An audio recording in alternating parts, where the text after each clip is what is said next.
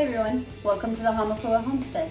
My name is Tiffany, and here on this channel, I'm taking you along for adventures here on the ranch. Today is a rainy day here on the ranch, so what better way to occupy myself than to make vegetable soup and can it up. I happen to have too many vegetables in the refrigerator, so I figured what better way to spend a rainy day than to go ahead and make some vegetable soup. So first step, we're going to go ahead and just chop up all these veggies.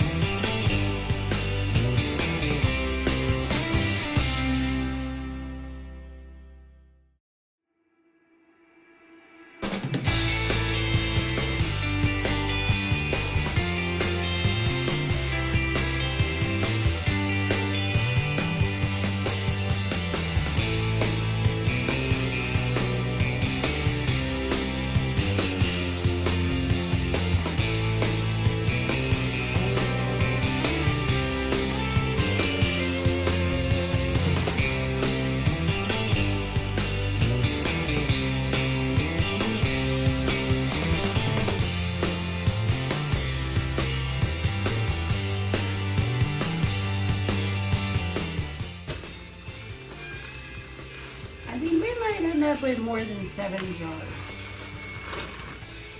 Is that enough carrots to the ratio? Probably. That means it could. Yeah, that is a lot of peppers. It is. Maybe They more were getting more. some. One more big fat carrot.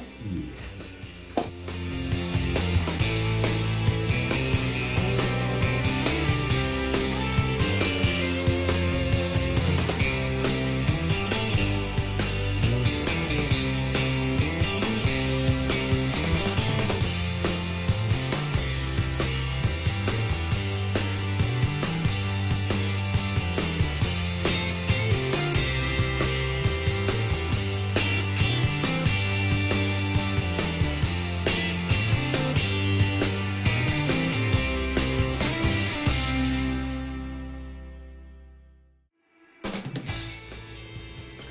Okay, so step 1 for rainy day vegetable soup is done. Vegetables are cut up. I was thinking that we would end up with around 7 quarts for one full canner, but I have a feeling like maybe we'll end up with more. I do have what turned out to be quite a bit more vegetables than I had been thinking in the beginning, and we also do have potatoes to add to it. So I'm gonna go ahead and get this cleaned up, and then we will get these put in the jars. So we are all cleaned up and ready to fill our jars. I have our tray of veggies here. It's quite a tray. I've got our potatoes, and also I'm going to fill it with our lamb broth that I made prior. I called it loaded lamb broth because there are so many goodies in here. So I'm gonna start with our 7 jars and see where that gets us.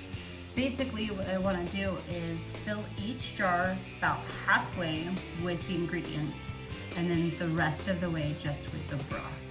So I'm just going to start with these 7, see where we come up with if we need more.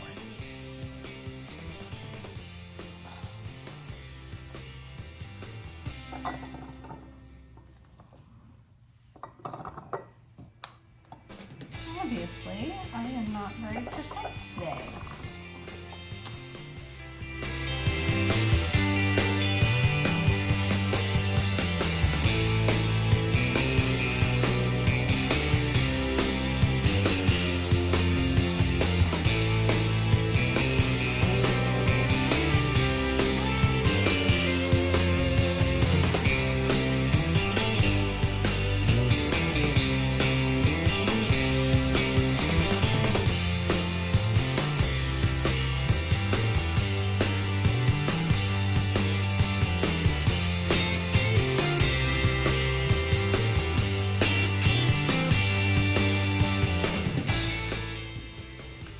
have my 7 jars filled up, but I also have plenty more vegetables and some more potato that I can fill up some more jars with. So I think I'm gonna do that. The other thing I have extra cabbage that I had in the refrigerator. So I'm gonna go ahead and add a tablespoon or so to each jar just to add that extra nutrition and also get it out of my refrigerator before it goes bad.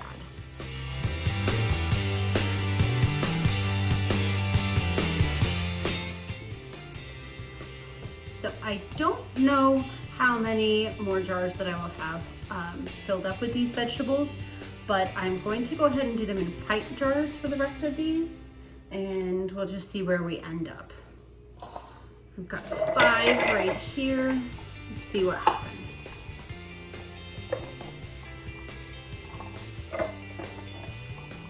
I'm not going according to any recipe. I just took what I had in the fridge that would do the job, and that's what we're doing.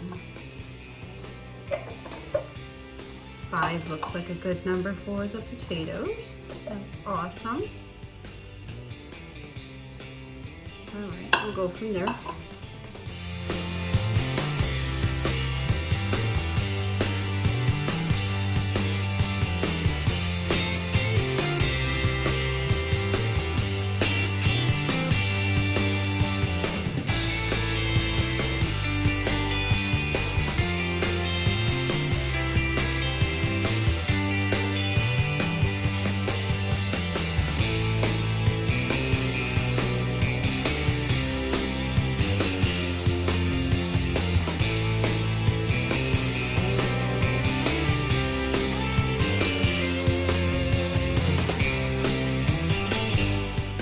When it comes down to it, we ended up with 7 quarts and 5 pints. The 5 pints are packed pretty darn full, so it'll just be a different experience. It'll be okay.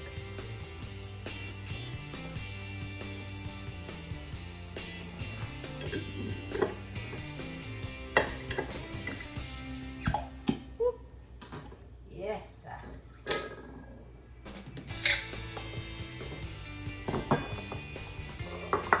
I'm just going to take my canning funnel and fill it up. Oh, it's going to take a lot. That's okay. To a 1-inch headspace. I'm going to take my debubbler and get rid of all those air bubbles that could be in there.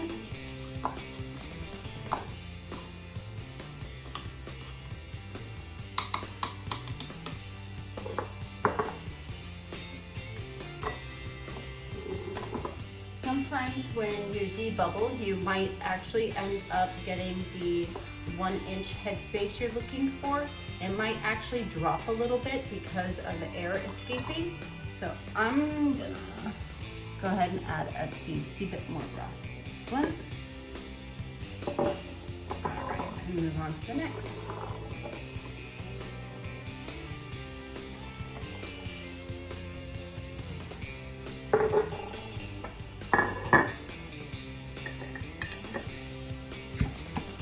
Yes, good seals on these guys.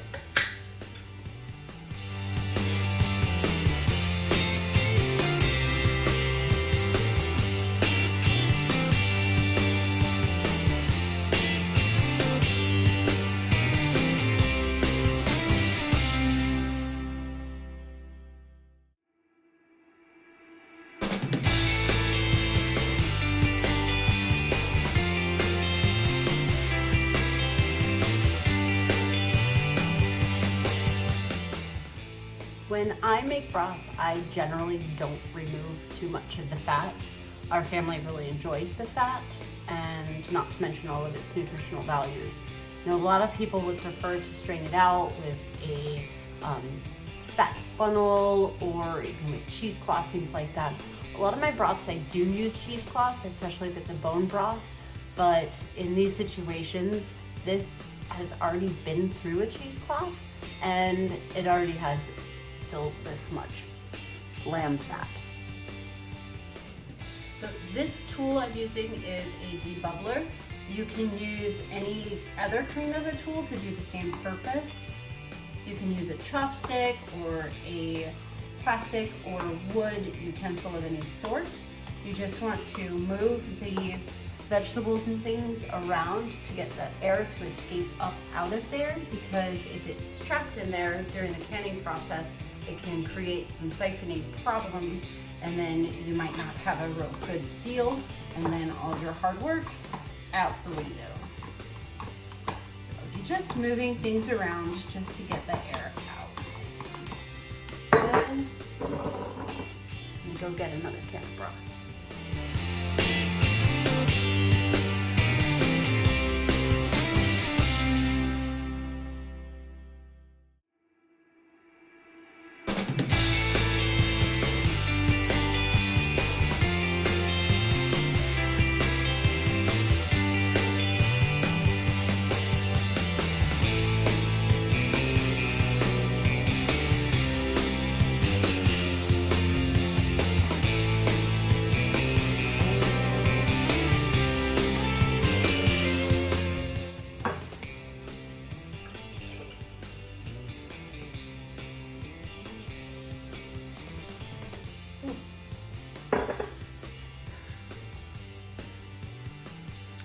Now that we have our jars all filled up, I'm going to go ahead and clean the rims.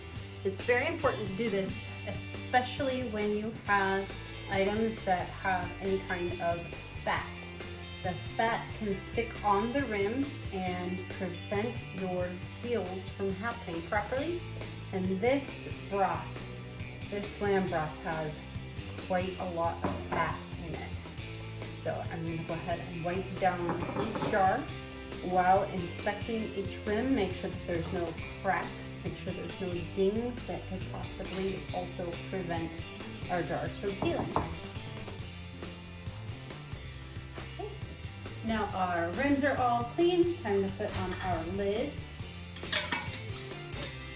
We're just going to do them fingertip tight, not too tight, because it needs to have a chance for the air to expel out the top when it is in the pressure situation.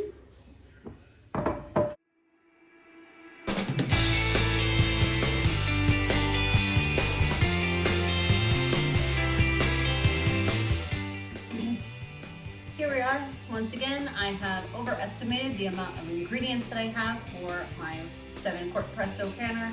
So, bringing out the big boy. We have cold water, cold canner, and cold broth. We don't want to risk any kind of thermal shock. If I were to put these cold jars into a hot canner of hot water, you could risk the jars breaking. We do not want that after all of this work that we've done. So we want them to all come up to temperature together slowly. I've got this on medium, high, kind of more towards medium, just to get the heat up without risking the glass breaking, shattering, cracking, anything.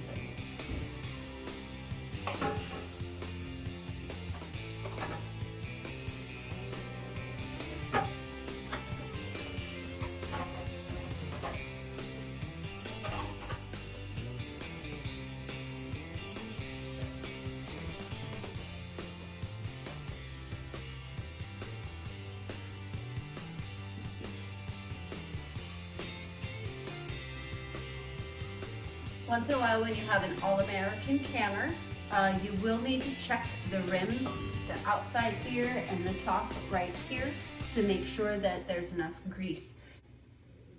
You don't want the metal to be able to bind together or create a kind of a suction where you're gonna have a really hard time getting your lid off.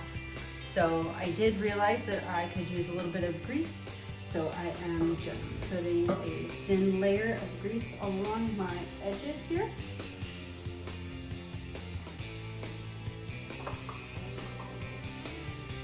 Not going overboard, just making sure that it is nice and greasy.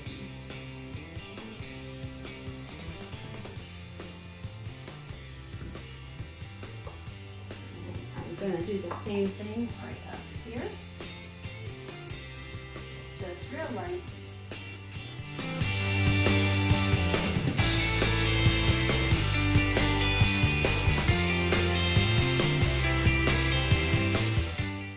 I am a brand new owner of an All-American, so this concept is a little bit new to me. But I also did learn that with these fasteners, you want to make sure that you loop these up once in a while too. But like I said, once in a while. It doesn't have to happen too often. It does help prevent rust and make sure that it moves with ease. I'm not going to do that today.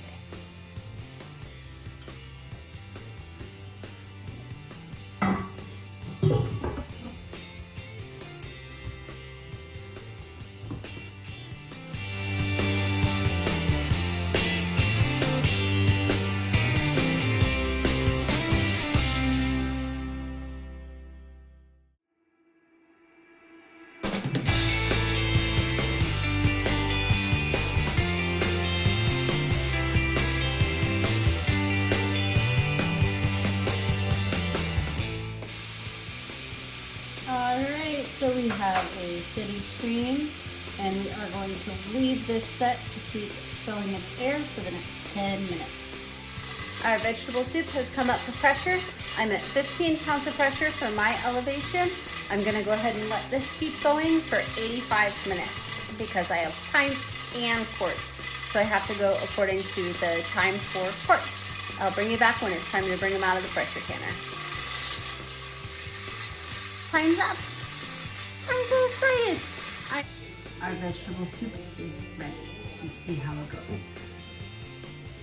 You always make sure that you open your canner away from you because there's going to be a lot of steam, so you don't want that to come up into your face.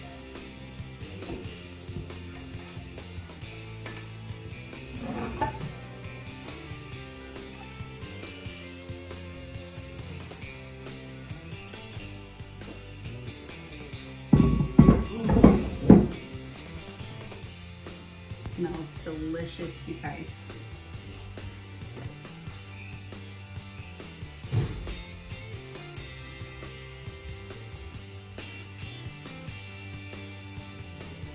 Here's one of our pint jars, boiling away.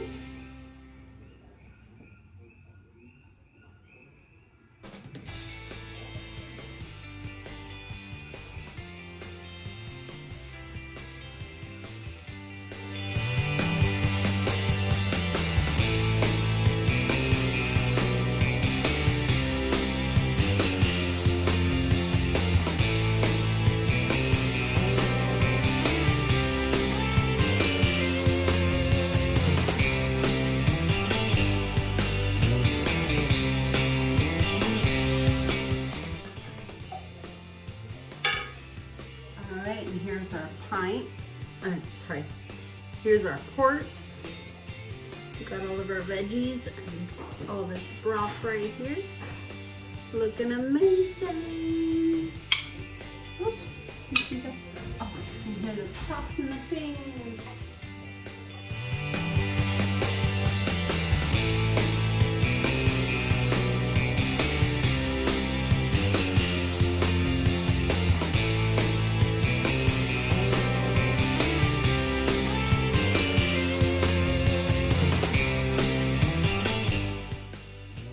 You can see that we did get at least some kind of siphoning because there is broth on the top of our jars.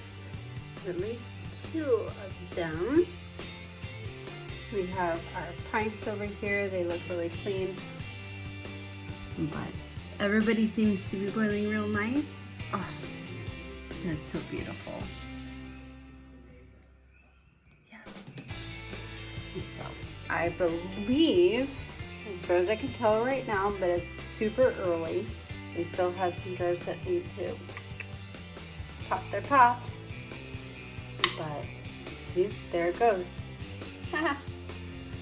You can see that mostly everybody's boiling, everybody's doing good. I'm gonna let them sit right here until tomorrow and we will see if all of our seals are good. But So far, so good.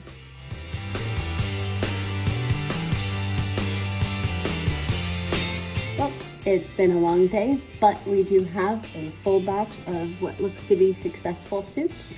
We have our boiling soup still, just fresh out of the canner, and we have lots of pings and pongs.